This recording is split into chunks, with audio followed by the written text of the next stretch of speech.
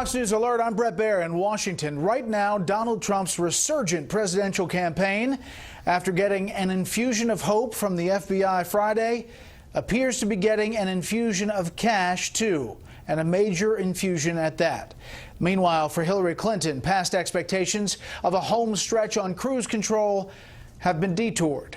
And on this Halloween night, a campaign that Democrats once described as a dream come true for Hillary Clinton is now dealing with a nightmare narrative. We have Fox team coverage tonight. Carl Cameron's with the Trump campaign in Michigan as the Republican looks for votes and money for the stretch run in several traditionally blue states. Jennifer Griffin, as Hillary Clinton supporters, acknowledged or not, gang up on the FBI director. Catherine Herridge has new details tonight from sources about where the FBI is right now in the investigation of newly discovered emails that have reignited the Clinton email scandal and the Clinton Foundation investigations. But we begin with Chief National Correspondent Ed Henry and some big casino money going all in on Donald Trump. Good evening, Ed. Good evening, Brett. This is a Fox News exclusive from two senior Republicans who tell me billionaire Sheldon Adelson has just now committed a stunning $25 million to a super PAC controlled by the Ricketts family in Chicago. It's going to be hitting Hillary Clinton with corruption ads, a massive number in the final week. It helps Republicans down ballot, but also is a sign big money Republicans who doubted Trump are now betting big as revelations from the FBI and WikiLeaks heat up.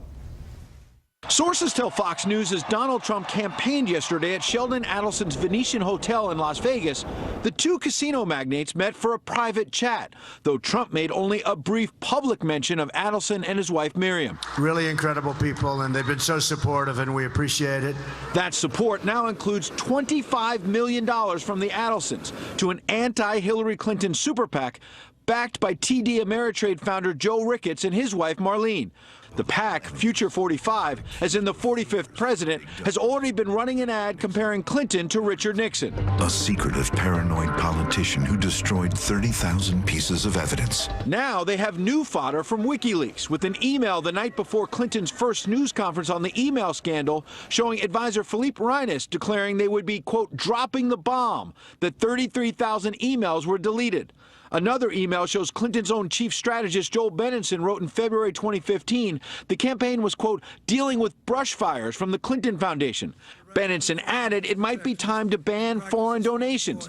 Then 8 days later, Bill Clinton's top aide wrote to John Podesta cryptically, foreign government donors, all the money is in, including at least $12 million Fox News first reported that Hillary Clinton raised from the King of Morocco. Today, the Daily Caller revealed the foundation may have gotten $28 million because millions more poured in from Morocco's state-owned phosphate company.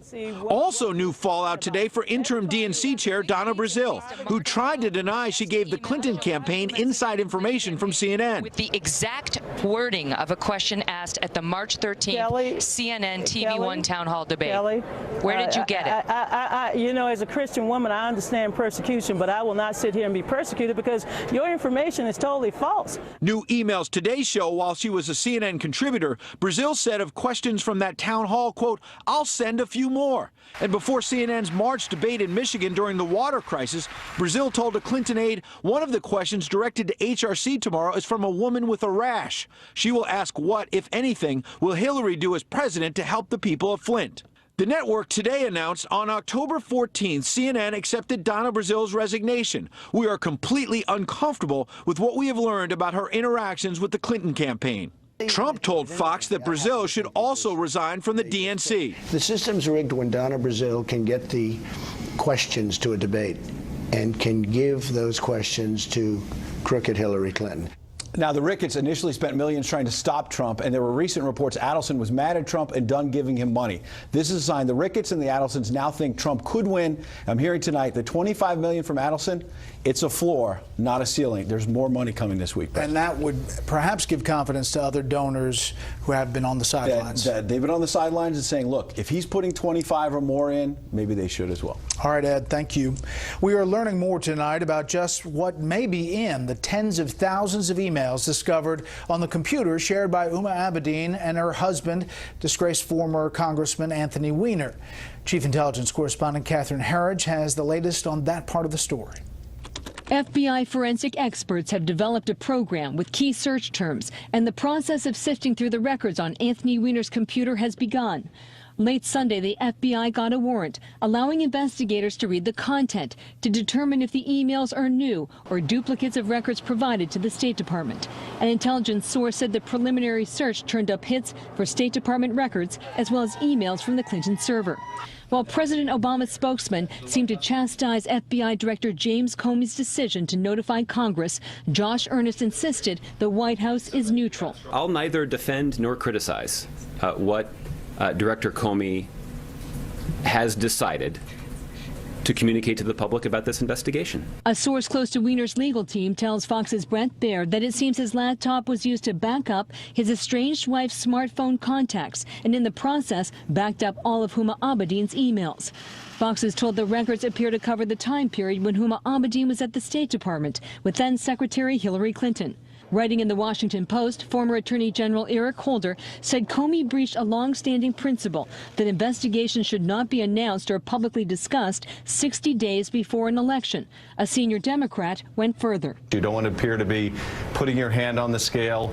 And here he opens up the FBI to the accusation that is trying to have an impact on the outcome. A former Attorney General under President Bush was also uncomfortable. You don't comment on investigations because commenting on the investigation may jeopardize the investigation, and that's the box that he's put himself in. But on special report, the Republican chairman of the House Benghazi Committee, whose investigators uncovered Clinton's use of private email, said Comey is unfairly targeted. Jim Comey's not responsible for a single one of the facts at hand. He didn't tell her to use a private server. He didn't tell Huma not to turn over all of her devices. And God knows he didn't tell Anthony Weiner to send sexually explicit texts to allegedly underage people.